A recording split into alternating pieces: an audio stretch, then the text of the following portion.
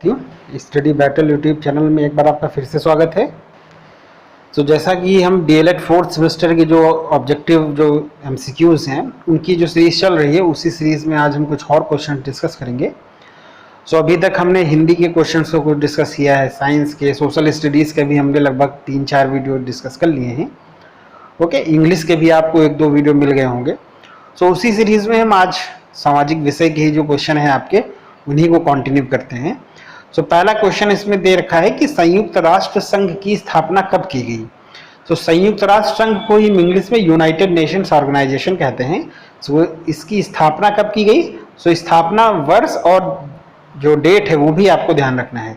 Year अगर हम बात करें तो 1945 है और जो डेट है वो 24 अक्टूबर 24 अक्टूबर 1945 जो है वो यूनाइटेड नेशंस ऑर्गेनाइजेशन का संस्थापना दिवस है।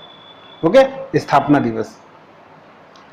फिर कह रहा है नेक्स्ट क्वेश्चन कि यूएनओ के सदस्य देशों की संख्या कितनी है। जो संयुक्त राष्ट्र संघ है इनके सदस्य देशों की मतलब कौन कौन से कितने देश जो हैं वो इसके मेंबर्स हैं। ओके, तो ये संख्या आपको बतानी है। तो 193 देश ऐसे हैं जो संयुक्त राष्ट्र संघ के सदस्य देशों के हिस्सा हैं। ओके, कई सारे देश इसमें नहीं भी हैं, जनरली 200 के ऊपर ही 200 प्लस कंट्रीज हैं अपने वर्ल्ड में अगर देखा जाए, लेकिन उसमें से 193 देश ऐसे हैं जिसको संयुक्त राष्ट्र ने भी मान्यता दी है। संयुक्त राष्ट्र संघ की सुरक्षा परिषद में अस्थायी सदस्यों की संख्या कितनी है? जो संयुक्त राष्ट्र संघ की जो सिक्योरिटी काउंसिल है, जो सुरक्षा परिषद है, उसमें अस्थायी सदस्यों की संख्या कितनी है? अस्थायी सदस्य देखिए दो तरह के सदस्य होते हैं, स्थायी और अस्थायी। जो स्थायी सदस्य होते हैं उनका कार्यकाल ऑब्वियसली ज्यादा होगा एज कंपेयर टू अस्थायी सदस्यों से। अस्थायी सदस्यों की संख्या जो है वो 10 है और अस्थायी सदस्यों का कार्यकाल कितना होता है? इनका जो वर्किंग जो टाइम पीरियड होता है, जो ऑफिस टाइम होता है, जो कार्यकाल होता है वो आपका 2 वर्ष होता है। संयुक्त राष्ट्र संघ न्यायालय में न्यायाधीशों की संख्या कितनी है? जो आपका यूनाइटेड नेशंस ऑर्गेनाइजेशन में जो जुडिशरी है, ओके, जो जुडिशियल है, जो उसमें जो जजेस हैं उनकी संख्या कितनी है? न्यायाधीशों की संख्या यूएनओ में कितनी है? वो आपकी 15 है। ये फैक्चुअल क्वेश्चन है, इसमें बहुत ज़्यादा कुछ समझाने लायक नहीं है, बट चूंकि आपके एग्जाम में आते हैं क्वेश्चन इस तरह के, आपके टॉपिक में है डीएलएड के 4th सेमेस्टर के सिलेबस में, तो आपको पढ़ना पड़ेगा, रिवाइज करना पड़ेगा।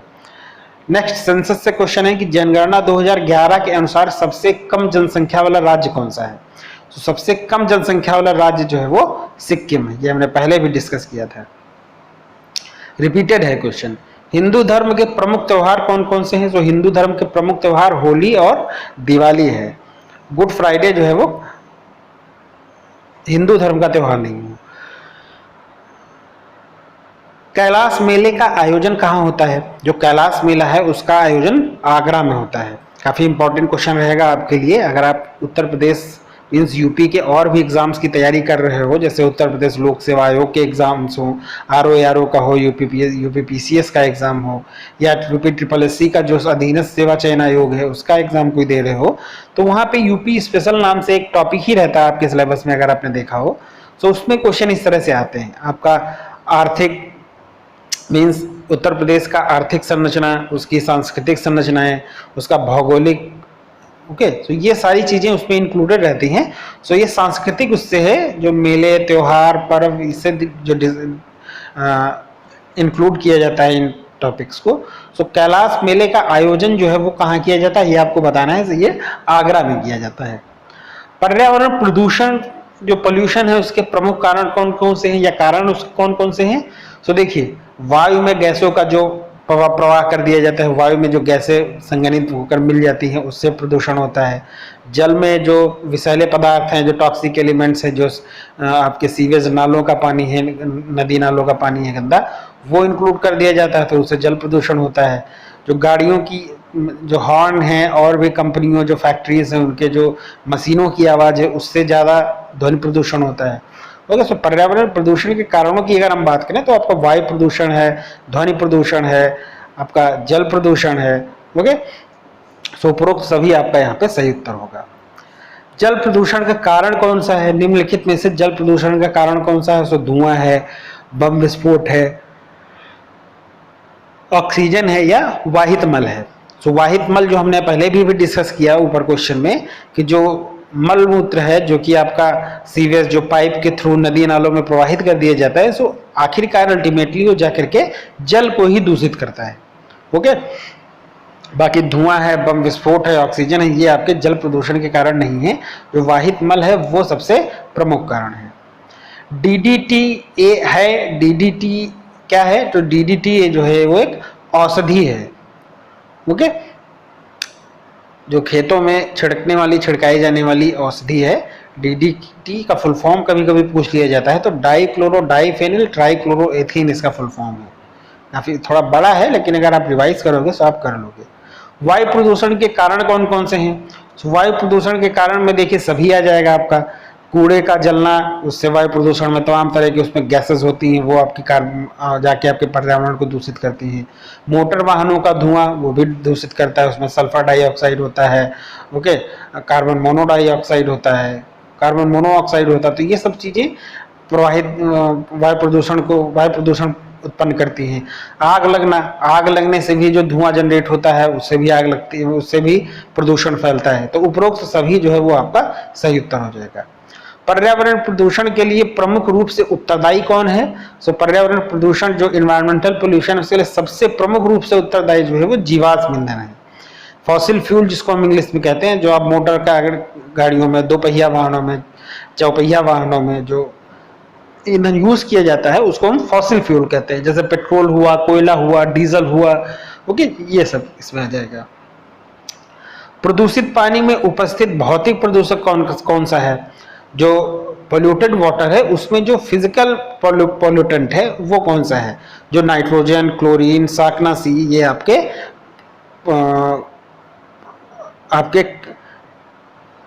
रसायन वाले हैं, रासायनिक प्रदूषक हैं।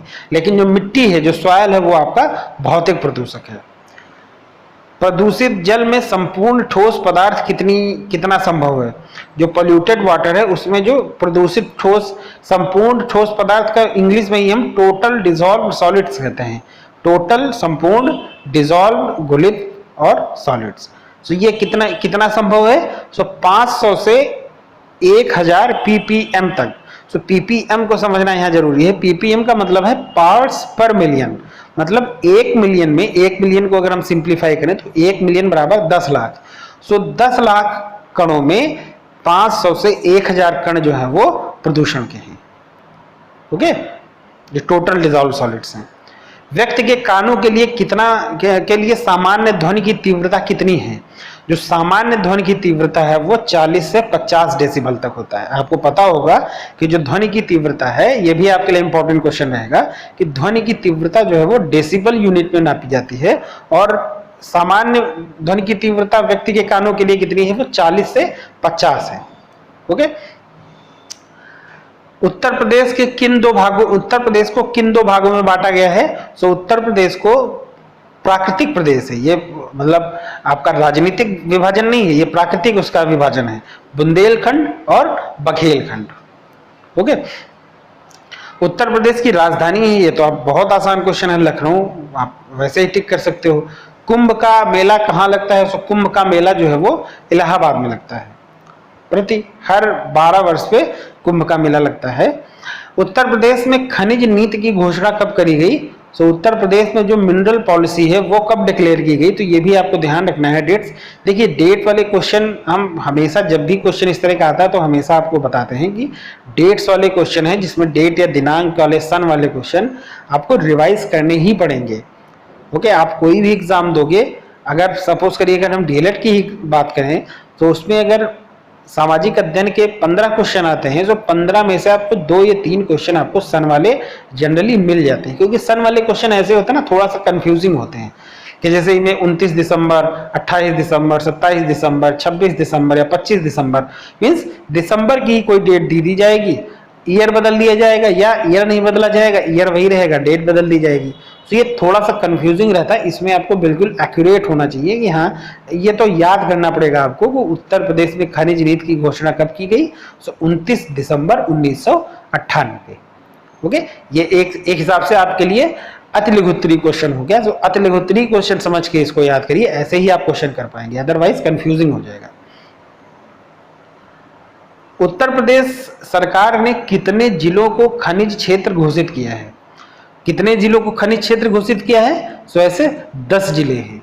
ओके, कौन कौन से जिले हैं? सारे जिले नहीं, लेकिन कुछ आपको याद रखने हैं, जैसे बांदा, हमीरपुर, झांसी, ललितपुर, सहारनपुर, सोनभद्र, ओके, आपका रामपुर जो आपका गंगा के मैदानी इलाके वाला भाग है, रामपुर, इसी तरह के आपके इलाहाबाद है, झांसी है, ओके। सो इसी तरह के आपके 10 ऐसे जिले हैं जिनको खनिज बहुल क्षेत्र या खनिज क्षेत्र घोषित किया गया है। खनिज क्षेत्र का मतलब है कि वहां पे किसी न किसी फॉर्म में जो माइनिंग का काम है, जो खनिज निष्कर्षण का काम है, या जो खनिज जहाँ पे मिलता है, उस बेस पे इन जिलों को डिवाइड किया गया है।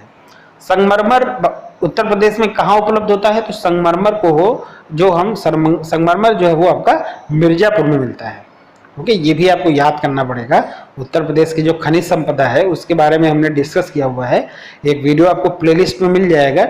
ओके, उत्तर प्रदेश की प्रमुख फसलें कौन कौन सी हैं? तो उत्तर प्रदेश की प्रमुख फसलें जो है वो गन्ना है, गेहूं है, चावल है, तीनों प्रमुख फसलें हैं। सिंचाई की उत्तर प्रदेश में जो सिंचाई की जाती है वो कौन कौन से माध्यम से की जाती है? सो कुओं के द्वारा भी की जाती है, नलकूपों द्वारा भी होती है, नहरों द्वारा भी होती है। सो उपर्युक्त सभी। ओके, लेकिन अगर पूछा जाए कि सबसे ज्यादा सिंचाई किन माध्यम से होती है, सो वो नलकूपों के, ट्यूबवेल्स के द्वारा होती है। उत्तर प्रदेश में कुल 71.4% भूमि किस माध्यम से सिंचित की जाती है? सो देखिए, वही क्वेश्चन आ भी गया कि उत्तर प्रदेश में कुल 71.4% भूमि नलकूपों के द्वारा, ट्यूबवेल के द्वारा जो है वो सिंचित की जाती है। पुरातत्व विभाग की स्थापना उत्तर प्रदेश में कब हुई? सो ये भी आपका सन वाला क्वेश्चन है। सो जो आर्कियोलॉजिकल डिपार्टमेंट है उत्तर प्रदेश में वो 1951 ईस्वी में स्थापित हुआ। माघ मेले का आयोजन कहाँ होता है? तो उत्तर प्रदेश में माघ मेले का जो आयोजन है वो भी इलाहाबाद में आपका संगम के पास, संगम में होता है। जलवायु एक स्थान विशेष पर सदैव रहती है। देखिए, जलवायु जो है वो एक पर्टिकुलर स्थान पे हमेशा एक समान रहती है। ओके, और जो मौसम है, मौसम जो है वो प्रत्येक उसी पर्टिकुलर प्लेस पे बदलता रहता है। कभी जाड़ा आएगा, कभी बरसात आएगा, कभी गर्मी आएगी। ओके, सो ये आपका डिफ्रेंशिएट करना आपको जरूरी है कि जलवायु एक समान रहती है लेकिन मौसम जो है वो बदलता रहता है। भारत का भौगोलिक क्षेत्रफल कितना है? सो भारत का भौगोलिक क्षेत्रफल, ये क्वेश्चन पहले भी हमने डिस्कस किया हुआ है, 32,87,263 वर्ग किलोमीटर। ये आपको याद ही करना पड़ेगा, आप 2-3 बार माइंड में रख के याद करिए, याद हो जाएगा। माउंट एवरेस्ट स्थित है। सो माउंट एवरेस्ट जो है वो आपका नेपाल हिमालय में है। ये भी काफी इंपॉर्टेंट क्वेश्चन है कि कश्मीर हिमालय में है कि असम में है कि कुमायूं हिमालय में है कि नेपाल हिमालय में है। सो वर्ल्ड की जो सबसे सर्वोच्च चोटी है माउंट एवरेस्ट, वो आपकी नेपाल हिमालय में स्थित है। और नेपाल में जो माउंट एवरेस्ट है उसको नेपाल में सागरमाथा के नाम से जाना जाता है। ये भी इंपॉर्टेंट है, पूछा गया है कई बार। क्षेत्रफल की दृष्टि से भारत का विश्व में कौन सा स्थान है? सो अगर हम एरिया के वाइज बात करें, क्षेत्रफल की दृष्टि से भारत का विश्व में जो है वो 7वां स्थान है।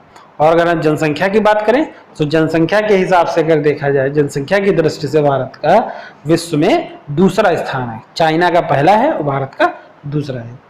भारत में हिमालय की सर्वोच्च पर्वत शिखर कौन सा है? सो भारत में हिमालय का सर्वोच्च, देखिए यहाँ पे ऐसे क्वेश्चन में, ये आपको कम्युनिटी टैब में भी ये क्वेश्चन मिला होगा और इसको इंक्लूड करने का, जो उसको कम्युनिटी टैब में पोस्ट करने का जो पर्पस था वो यही था कि आप डिफ्रेंशिएट करना सीखें। कई लोगों ने इसमें भारत में हिमालय का जो सर्वोच्च पर्वत चोटी है उसको माउंट एवरेस्ट लगा दिया है। देखिए, क्वेश्चन में पूछ रहा है कि भारत में हिमालय का सर्वोच्च पर्वत शिखर कौन सा है। वो हिमालय में सर्वोच्च पर्वत शिखर नहीं पूछ रहा है, या हिमालय की सबसे ऊंची चोटी नहीं पूछ रहा है। वो भारत में, जो भारत में हिमालय है उसकी सर्वोच्च पर्वत शिखर कौन सा है? सो वो आपका K2 है। K2 को ही हम गाडविन ऑस्टिन कहते हैं। तो ये दोनों के बीच में अंतर करना आपके लिए बहुत जरूरी है। अगर आप क्वेश्चन ध्यान से नहीं कर देखोगे, पढ़ोगे, तो आप ऐसे ही कर दोगे कि हिमालय का सर्वोच्च पर्वत शिखर कौन सा है, आप माउंट एवरेस्ट लगा दोगे। और कम्युनिटी टैब में जो आंसर मैंने देखे हैं तो उसमें बहुत सारे लोगों ने ऑप्शन सी जो है माउंट एवरेस्ट उसी को टिक कर दिया है, जबकि सही उत्तर होगा यहाँ पे K2। तो ये आपके कुछ और क्वेश्चन हुए DElEd 4th semester social studies से रिलेटेड। ये काफी इंपॉर्टेंट रहने वाले हैं। देखिए बहुत सारे क्वेश्चन इसमें ऐसे होते हैं जो थोड़ा सा कंफ्यूजिंग होते हैं। कंफ्यूजिंग इसलिए होते हैं क्योंकि आपने एग्जाम से कुछ दिन पहले उसको रिवाइज नहीं किया होता है, और जब आपने रिवाइज नहीं किया होता है तो आपके माइंड में वो कंफ्यूजन रहता है कि हाँ ये भी सही है या ये सही है, कौन सा सही हो सकता है। तो इसीलिए रिवीजन बहुत जरूरी है। ओके, तो इसमें जो और क्वेश्चन रह गए हैं वो हम डिस्कस कर लेंगे एक और वीडियो में। धन्यवाद।